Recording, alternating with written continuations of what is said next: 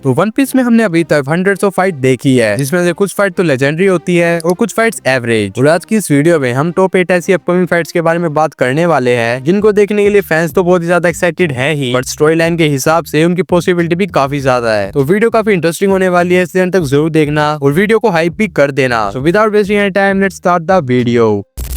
Number 8 वाली fight है जोरो वर्सेस मिहोक। ये तो हम सब जानते हैं कि जोरो का गोल है वर्ल्ड स्ट्रॉन्गेस्ट स्पोर्ट्समैन बनने का, और फिलहाल का स्ट्रॉन्गेस्ट स्पोर्ट्समैन है मिहोक। जोरो जब अपने विलेज में रहता था तो वो स्पोर्ट्समैनशिप सीखता था और वो अपने अकेडमी के बच्चों में सबसे ज्यादा पावरफुल था। बट एक बंदी थी जो उसे बिना किसी स्ट्रगल के हरा देती थी, क्वीना, जोरो की कजन सिस्टर। क्वीना से बार बार हारने के बाद जोरो बिल्कुल पक चुका था, इसलिए वो उसे रियल स्पोर्ट्स के साथ फाइट में चैलेंज कर देता है। बट इस फाइट में भी उसकी डिफीट ही होती है। फिर क्वीना जोरो को बताती है कि जोरो की लाइफ काफी ईजी है क्योंकि वो एक लड़का है, बट उसका भी एक ड्रीम है जो है वर्ल्ड स्ट्रॉन्गेस्ट स्पोर्ट्समैन बनने का। और फिर कुछ दिनों बाद क्वीना की डेथ भी हो जाती है, इसलिए जोरो डिसाइड करता है कि वो क्वीना के ड्रीम को पूरा करेगा, जिसके बाद वो उसकी स्वॉर्ड वाडो इचिमोंजी को लेकर अपनी जर्नी पर निकल पड़ता है। कुछ ही टाइम के अंदर जोरो पूरा ईस्ट लुक कॉन्कर कर लेता है और बन जाता है सबसे स्ट्रॉन्ग स्पोर्ट्समैन और एक बाउंटी हंटर। बट लूफी के क्रू में ज्वाइन होने के बाद जब जोरो बैराटी पर मिहोक से मिलता है, उनके बीच में एक छोटी सी फाइट भी होती है। इस फाइट के अंदर मिहोक जोरो को बुरी तरह ह्यूमिलेट कर रहा था और यही पर जोरो को ये भी पता चलता है कि वो अभी भी कितना ज्यादा वीक है। बट जोरो लूफी से प्रॉमिस करता है कि वो एक दिन मिहोक को भी हराएगा। और जब वो साबॉर्डी में आते हैं तो कुमा सभी स्ट्रो हेड्स को सेपरेट कर देता है और जोरो पहुंच जाता है मिहोक के आइलैंड पर। ग्रैंड लाइन के इतने स्ट्रॉन्ग ओपोनेंट्स को देखकर जोरो को ये समझ में आ जाता है कि अभी उसे कितना और स्ट्रॉन्ग बनने की जरूरत है, इसलिए वो मिहोक को खुद को ट्रेन करने के लिए रिक्वेस्ट करता है। तो अगर हम इस फाइट के कंक्लूजन की बात करें तो आई थिंक कि करंट जोरो मिहोक के लेवल के आसपास भी नहीं है, क्योंकि पूरी वन पीस सीरीज में हमें काफी स्वॉर्ड्समैन देखने को मिले हैं, बट सिर्फ मिहोक है जिसने अपने स्वॉर्ड को ब्लैक ब्लेड में कन्वर्ट किया है। इवन उसकी बाउंटी भी एक एम्परर लेवल की है। बट हमें जोरो को भी अंडर एस्टिमेट नहीं करना चाहिए। अभी एल्बाफ आर्क में हमें यह भी पता चल चुका है कि जोरो के पास भी कॉन्कर्स हाकी है, लेकिन करंट जोरो के मिहोक को हराने के चांसेस सिर्फ 10 to 20% है।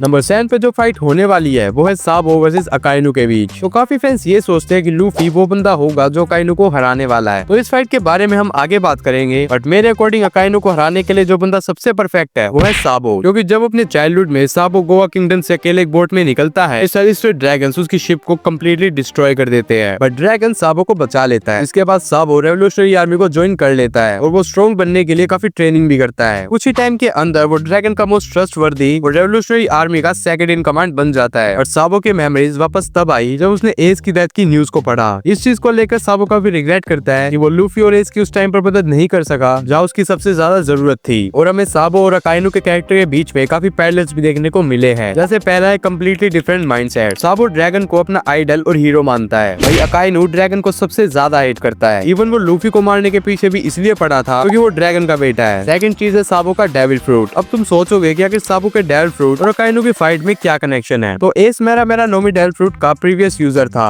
और ड्रेसरोसा में ये सेम डेविल फ्रूट साबो ने खाया और ओडा सेंसेई ने रैंडमली तो डेविल फ्रूट साबो को दिया नहीं होगा। अब जो सबसे बड़ा मोमेंट मैं इस फाइट में एक्सपेक्ट कर रहा हूँ वो है मेरा नोमी की अवेकनिंग। करंटली ये devil fruit normal yellow flames generate करता है, बट अवेकनिंग के बाद अगर ये येलो फ्लेम्स ब्लू फ्लेम्स पे कन्वर्ट हो जाए तो साबो के जीतने के चांसेस काफी बढ़ जाते हैं, क्योंकि हमने देखा है कि मैग्मा पावर फ्लेम्स को ओवर पावर कर देती है, इसलिए उसे एक अवेकनिंग की काफी नीड है। तो अब अगर हम करंट साबो की स्ट्रेंथ की बात करें तो वो आर्नामेंट हाकी और ऑब्जर्वेशन हाकी दोनों यूज कर सकता है। और उसका ड्रैगन क्लो मूव इतना पावरफुल है कि उसने ब्लैकबीयर्ड पायरेट्स के कमांडर जीसस बर्गस को भी काफी इजीली डिफीट कर दिया था। इवन वो रेवरी में से किंग कोबरा को भी 5 एल्डर्स और गोरोसे के बीच से निकाल लाया था। बट क्योंकि अकाइनु एक फ्लीट एडमायरल है, इसलिए वो काफी स्ट्रॉन्ग तो है, यहाँ तक कि उसे सभी एडमायरल्स में से सबसे ज्यादा स्ट्रॉन्ग भी कंसीडर किया जाता है। तो करंट साबो के जीतने के चांसेस में भी 40% है।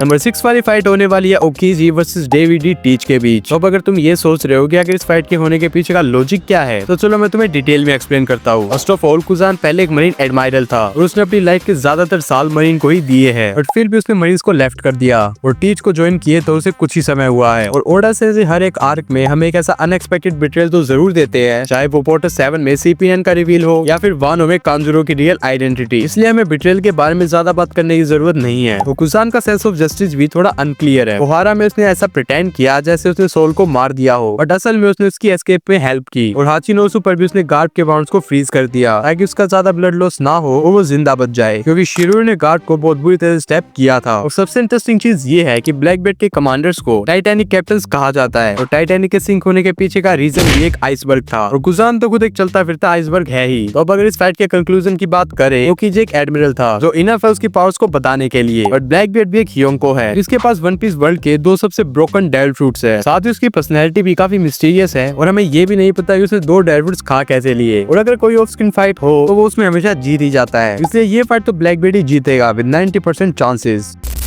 नंबर 5 वाली फाइट होने वाली है लूफी और ईमू के बीच। लूफी ने हितोहितो नोमी मॉडल निका खाया है, जिससे वो सन गॉड निका और जॉय बॉय बन चुका है। अगर तुम भी लूफी की रियल आइडेंटिटी को लेकर कंफ्यूज्ड हो, डिस्क्रिप्शन में तुम्हें एक शॉर्ट का लिंक मिल जाएगा, तुम उसे देख लेना, जिससे तुम्हारा सारा कंफ्यूजन दूर हो जाएगा। तो अपने टॉपिक पर वापस आते हैं। ये तो हमें पता है कि जॉय बॉय और ईमू की राइवलरी वर्ल्ड सेंचुरी के टाइम पे थी, इसमें 20 किंगडम्स ने जॉय बॉय के अगेंस्ट टीम अप किया था, बट उस टाइम पर किसी अननोन रीजन की वजह से जॉय बॉय की डिफीट हुई। इससे वानों में जुनिशा ने उससे सॉरी मांगा और एगेड में अहमद ने। और अगर लूफी को पूरे वर्ल्ड में फ्रीडम लानी है तो उसे ईमू को तो जरूर हराना होगा। अब जो हमारा ओरिजिनल जॉय बॉय था, उसकी कॉन्कर साकी इतनी ज्यादा पावरफुल थी, 800 इयर्स के बाद भी उसने ईमू को घुटनों पर ला दिया। बट लूफी ईमू को फिलहाल तो नहीं हरा पाएगा, क्योंकि फर्स्ट ऑफ ऑल उसका गियर 5 एक लिमिटेड टाइम तक यूज हो सकता है। वही दूसरी तरफ ईमू सामा लिटरली पूरे वन पीस वर्ल्ड का सबसे स्ट्रॉन्ग कैरेक्टर है, और उसके डोमी रिवर्सी की हेल्प से वो किसी को भी अपना एलाई बना सकता है। जैसा उसने एल्बाफ में जेंट्स को भी बना दिया था, और गोल्ड वैली में उसे ज़बैक को भी बनाया, जिससे गार्प और रोजर को ना चाहते हुए भी उसे मारना पड़ा। और ये सब तो उसने तब किया है जब वो खुद वहाँ प्रेजेंट भी नहीं था। बट अभी एल्बाफ में पूरे चांसेस है कि लूफी और ईमू जो गुनको की बॉडी में है, हमें उनके बीच एक क्लैश देखने को जरूर मिले। और अगर तुम गोल्ड वैली के चैप्टर्स देखकर ये भूल गए हो, तो मैं तुम्हें रिमाइंड करा दूं कि लूफी, जोरो, सांजी और लोकी सन वर्ल्ड में आने के लिए रेडी है। बट फिलहाल के टाइम पर लूफी के 0% चांसेस है ईमू को हराने के।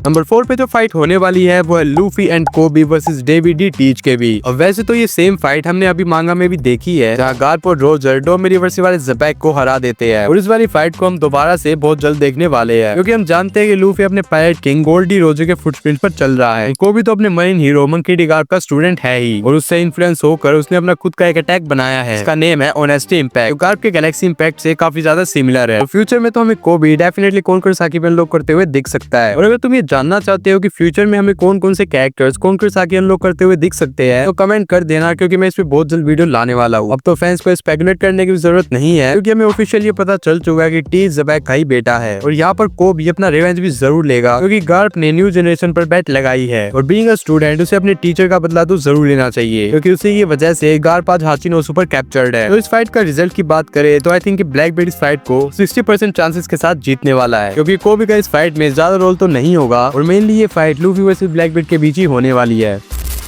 तो अब हम सिर्फ इंडिविजुअली ही नहीं बल्कि पूरे क्रू की फाइट के बारे में ही बात करते हैं, जो है straw hat versus red head pirates के बारे में। और इसी फाइट के बीच में हमें लूफी वर्सेस शैंक्स भी होते हुए दिखेगा। अगर वर्ल्ड गवर्नमेंट किसी योंग को सबसे ज्यादा थ्रेटनिंग फील करती है तो वो है मंकी डी लूफी। एक तो लूफी के पास सन गॉड निका की पावर्स है, दूसरी तरफ उसके पास जॉय बॉय की स्पिरिट भी है। और ईमू जॉय बॉय से कितना डरता है ये तो मुझे तुम्हें बताने की जरूरत है ही नहीं। इवन उन्होंने स्ट्रॉ हैट क्रू को निपटाने की भी काफी बार कोशिश की है। वही दूसरी तरफ रेड हेड पायरेट्स भी कुछ कम नहीं है। मेन फोर्ट में सिर्फ 10 बंदों ने पूरी वॉर को रुकवा दिया था। और अब मैं तुम्हें बताता हूँ कि हम किन कैरेक्टर्स के बीच में इंडिविजुअली फाइट होते हुए देख सकते हैं। और हाँ, इन फाइट्स के रिजल्ट तुम खुद गैस करना। ऑब्वियसली लूफी फाइट करेगा शैंक्स से, क्योंकि दोनों ही बंदे क्रू के कैप्टन हैं। और जोरो की फाइट होगी बैन बैकमैन से, जिसे वन पीस का सबसे स्मार्टेस्ट कैरेक्टर भी माना जाता है। किजारू जैसा एडमायरल भी उसे देखते ही सरेंडर कर देता है। सांजी की फाइट होगी लकी रॉक से, और भूलना मत ये वो पहला बंदा है जिसने सीरीज का फर्स्ट किल किया था, जहाँ इसने एक बैंडिट को निपटा दिया था। और हाँ, भले ये तुम्हें फिगर वाइज थोड़ा हेल्दी लगे, बट वो वन पीस के सबसे फास्टर कैरेक्टर्स में से एक है। उसूब की फाइट होगी यासुब से, क्योंकि दोनों ही फादर सन काफी एक्यूरेट स्नाइपर्स है। नेक्स्ट फाइट होगी रॉक स्टार वर्सेस ब्रुक के बीच, क्योंकि दोनों का रोल ही एक म्यूजिशियन का है। और आखिरी फाइट होगी होंगो वर्सेस चॉपर के बीच, और ये दोनों क्रू के डॉक्टर है। बट अब बच जाते हैं जिनबे, रोबिन और नामी, क्योंकि शैंक्स के क्रू के मेंबर्स के बारे में हमें ज्यादा नॉलेज नहीं है कि उनका रोल क्या है, इसलिए इन तीनों की फाइट्स किससे हो गई ये अभी कंफर्म नहीं है।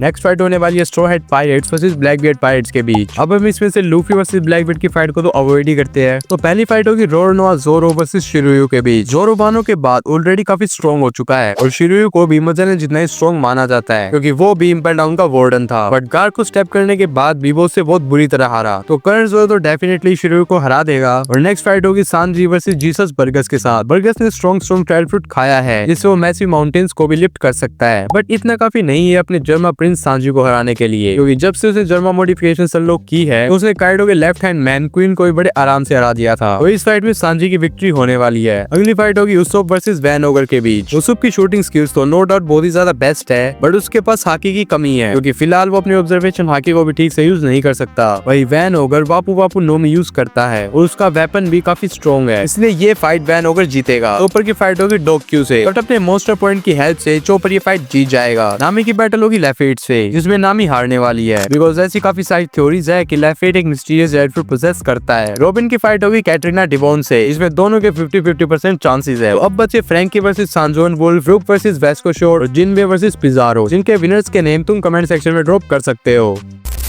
तो अब हम चलते हैं अपनी मेन फाइट लूफी वर्सेस ब्लैकबियर्ड पर। हम सबको पता है कि ब्लैकबियर्ड वो बंदा है जिसने एस कमेंट्स को दिया था, जिसके बाद इसका एग्जीक्यूशन हुआ। वैसे तो ये रीजन इनफ है लूफी और ब्लैकबियर्ड की फाइट को इनिशिएट करने के लिए, बट अब लूफी के पास एक रीजन और आ चुका है। करंटली टीच ने गार्प को कैप्चर कर रखा है, ये न्यूज अभी तक लूफी के पास नहीं पहुंची, वरना तो वो उस पर कब का अटैक कर देता। और टीच वन पीस का विलन बनने के लिए सबसे ज्यादा परफेक्ट है, क्योंकि वो लिटरली एक रियल फाइट की तरह बिहेव करता है। और इस फाइट का हिंट हमें इंपेल डाउन में भी देखने को मिला था, जब लूफी और ब्लैकबियर्ड का इंटरेक्शन हुआ। तो अब अगर हम देखें तो ब्लैकबियर्ड का कैरेक्टर थोड़ा सा ओवररेटेड भी है, क्योंकि वो अटैक्स को डोज कर ही नहीं पाता। व्हाइटबियर्ड के एक सिंगल अटैक ने उसे लिटा दिया था, ना ही वो इसके अटैक को सर्वाइव कर पाया। इवन बैपो के सुलंग फॉर्म के आगे भी वो इस हालत में पड़ा था। बट फिर भी उसके कैरेक्टर्स में कुछ तो ऐसा मिस्टीरियस है जो हमें फाइनल बैटल में देखने को मिलने वाला है। तो कंसीडर कर इस फाइट के रिजल्ट को, डेफिनेटली लूफी अकेले तो टीच को नहीं हरा पाएगा। एडवार्ड टीच वो रियल लाइफ पायरेट था, इससे इन्फ्लुएंस होकर टीच का कैरेक्टर डिजाइन किया गया, और वो 40 इयर्स की एज में मनीष क्या तो मारा गया था। ब्लैकबियर्ड की करंट एज भी 40 इयर्स ही है। इस लॉजिक से तो को भी वो बंदा होगा जो उसे मारे। बट फिर रोल शैंक्स का भी आता है, क्योंकि कुछ स्टोरीज के अकॉर्डिंग लूफी और शैंक्स टीम अप करेंगे टीच को हराने के लिए। बट इस फाइट के एंड में शैंक्स की डेथ होगी और इसी रेंज में लूफी टीच को हराएगा। तो सिनेरियोस तो काफी सारे हैं, लेट्स सी कि हमें क्या रिजल्ट देखने को मिलने वाला है। बाकी वीडियो पसंद आए तो लाइक और सब्सक्राइब कर देना, ताकि मेरी अपकमिंग वीडियोस तुम तक पहुंच सके। मिलते हैं अगली वीडियो में, तब तक के लिए बाय बाय।